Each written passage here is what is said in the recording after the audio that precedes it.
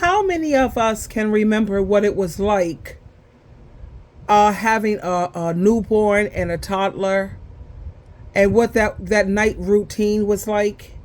Do you remember that? I can remember that. I remember how it wasn't easy. It really wasn't, especially when you didn't have a partner who participated all that much and it was all on you. Let's take a look down memory lane, even though she's fortunate because she has a loving husband who's helping her out. And not all women have this or have had this. Let's go down memory lane again.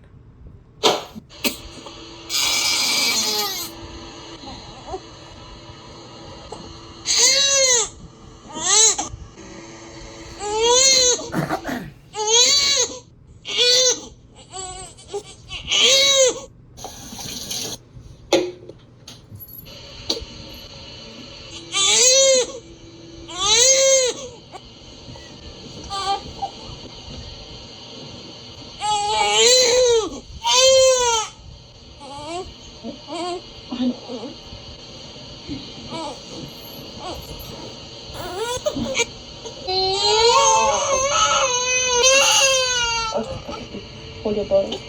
It's okay.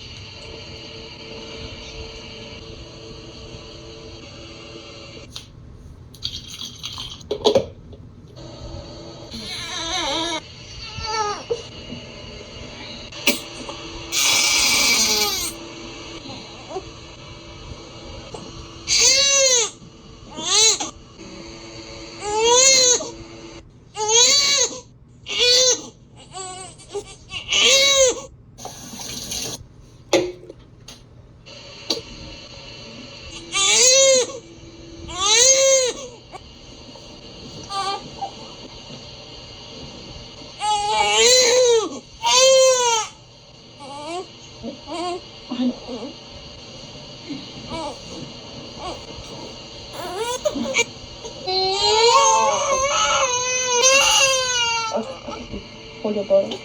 It's okay.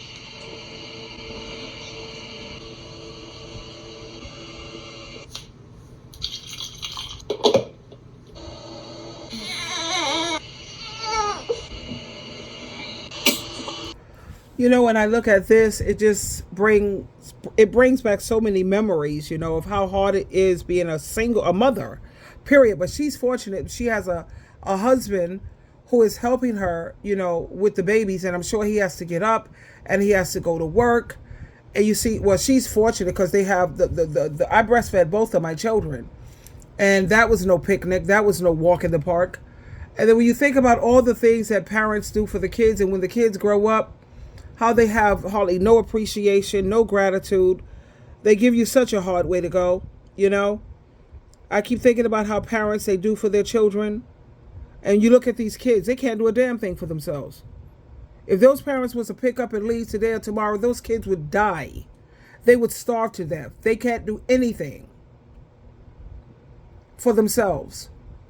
And then you think about how as they're going through life, they're going to need somebody who's going to be their teacher, be their cheerleader, be their everything pretty much.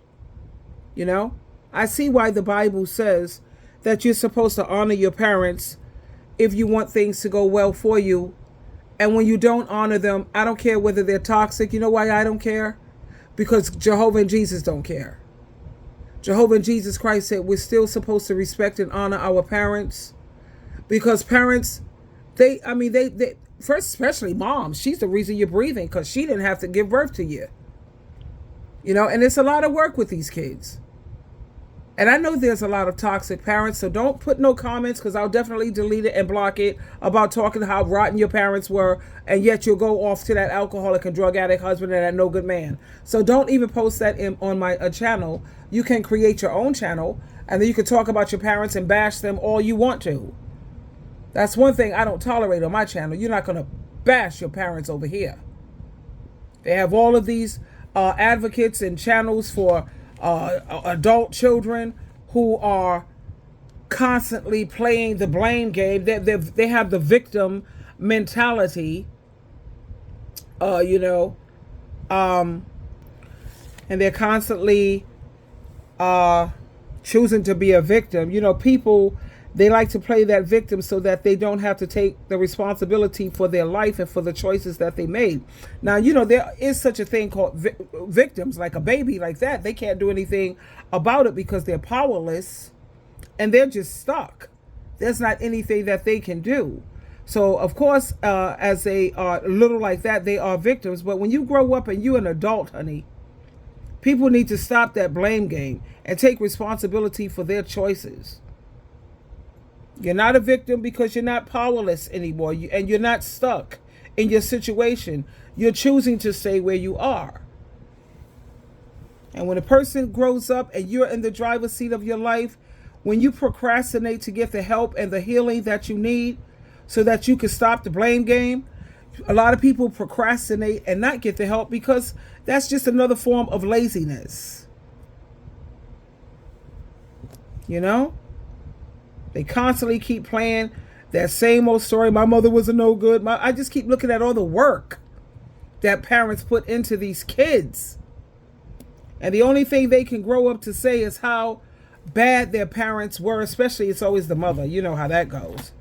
They constantly keep playing their same stories, and they say it to anyone who's willing to listen so that people will side with them and they can remain being a victim. They constantly use their past experiences to justify their behavior. You know, they do all of that to get pity and to try to get people to side with them, of course. Take that kind of stuff to a therapist where it belongs, a psychiatrist, a support group. You know, I know we don't always have a choice about a lot of the things that has happened to us. However, we do have a choice of how we're going to view it and how we're going to move forward and get past it. A lot of these people who play the victim mentality, those are people who are unteachable usually. You try to give them some type of constructive criticism or constructive advice, and they the only thing they're looking for is someone to validate and support them. They want to stay a victim mentality. But what they don't realize is as long as you constantly remain a victim and keep hanging on to this victim mentality, you will never be able to live a victorious life with that type of mindset. You will never be able to live a meaningful life. And what triggered this conversation is I was just looking at this video and looking at all the hard work, and it just triggered all of the things that mothers and parents, some fathers stick around, as you see, but they put in a lot of work. And people say you didn't ask to come here. We didn't ask to come here either, but shit happens, don't it? Excuse my French, my colloquialism. It's a lot of work. You have to do everything for these kids, everything. And a lot of people, they choose to just pick up and walk off like the fathers. A lot of the fathers, I would say a good 90% of the fathers, they're like, I'm out. I'm out. I know my children's father, he was in the picture. He left, it was over between us when my son was 4 and my daughter was 5. So he was there for the newborn thing and the toddler type thing, even though I got up 99.9% of the time. I was on maternity leave, so he had to work. So of course I had to let him sleep, and I got up and I did it all. He was a great provider. I'm not going to lie. That man, he was a provider like no other that I've ever experienced. The man used to give me his whole check and the pay stub. Yeah, he was good in that area. But he got caught up with the wrong crowd, and that's what ended our marriage, because he thought that I was going to be like these other wives who put up with their man sharing his eggplant around the community, and he thought that I was hurt. No, baby, you ran into the right one today. No, not Sheila. No, I couldn't put up with that crap, no. But anyway, I just wanted to share this with you because it just served as a reminder, you know, of how hard it is. And this day and age, honey, it's even harder because look at the cost of living. It is rough. Anyway, Diamonds, diamonds, diamonds. Appreciate your parents, honey. If you have problems with your parents, work as hard to make it up with your parents as you do with your marriage, or as you do with that no good partner that you're with. Put that same energy into making a reconciliation with your parents. That's all I'm saying. Especially if you don't want your children to grow up to treat you the way you treat your parents. Or you don't want that man that you're with, now he feels something better came along, he picks up and he just leave you behind. If you don't believe me, check out Runaway Husbands on Facebook. They just picked up something better came along. Like a lot of these wives, they felt that I got a man now. I don't need you, mom. I got something better came along. Well, guess what's going to happen to her? Something better came along. Something younger came along. Something that another female who could do more for him came along. And that's called you're reaping what you have sown. It's that simple. Diamonds, diamonds, diamonds.